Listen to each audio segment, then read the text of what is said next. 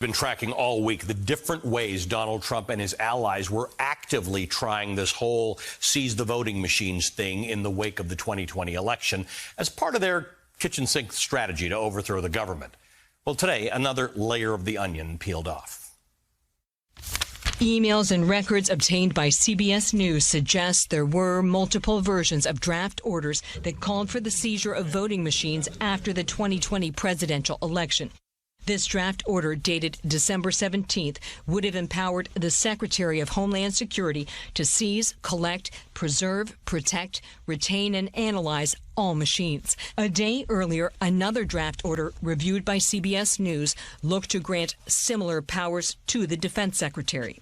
The draft, which contains one typo and no signature line for President Trump, is dated December 16th.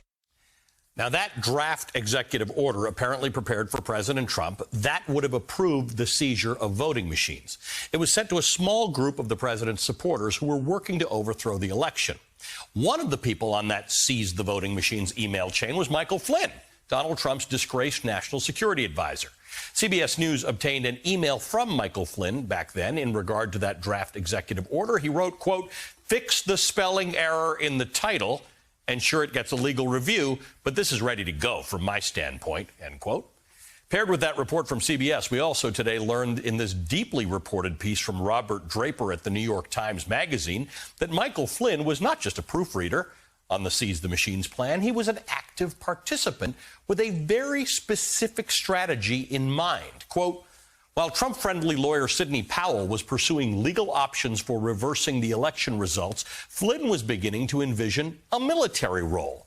By mid-December, Flynn was calling for sending in the military to the contested states. By December 16th, one of the president's allies had lined up a series of options for the president to consider, including using uniformed officials to confiscate voting machines and ballots in 6 states. Flynn suggested that the National Guard and U.S. Marshals in combination would be the most suited to the job," end quote.